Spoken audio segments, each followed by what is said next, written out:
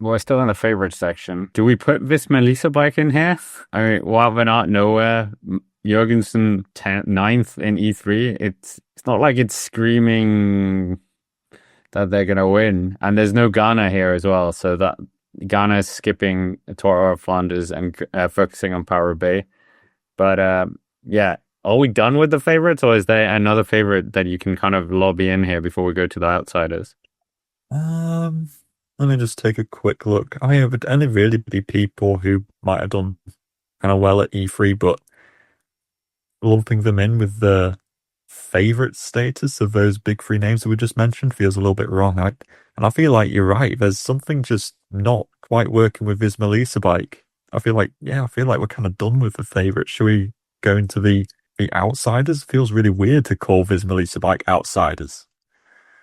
Okay, what is happening with this Melissa bike? I don't even know. To be fair, Jorgensen did look good at E3. I feel like his result is actually a little bit beguiling to how he actually did. He was very strong. He was a big animator in that race. It's just that in the sprint at the end, he just kind of sat up. I'm not really sure what to make of that. Whether I'm not saying it's like, a faux pas or something. I'm just saying if you're feeling really good, you'd probably sprint at the end, wouldn't you? To kind of really kind of get the effort out to replicate how you might be fighting for a result at the end of Flanders, for example, just getting that final sprint out. And part of me thinks, you know, saving your legs, with a sprint at the end. I'm not really sure what to make of that. Jorgensen is obviously in super good form. He's also doing Dwars-Dovlanderen, so again, we've still got another race still to kind of gauge his form. But I think the main problem, they say what's going on with Visma Lease bike can almost be woven back to what is going on with Wout van Aert, sort of thing, because he came off his altitude camp in his wherever they went to, Tenerife, and just didn't do that great in E3. Really surprisingly.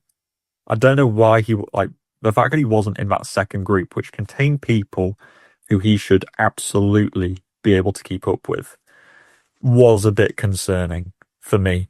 It just made me think, like, what's going on with Wout van Aert here? Because he should be up there. Like, he should be able to keep up with Stuyven and Vellens and Kung. And like even like Tarling was up there as well. It's like, where is Wout van Aert? And even in the sprint at the end, didn't he get beaten? I'm just checking where he actually finished. Because I think he finished behind like Schoins.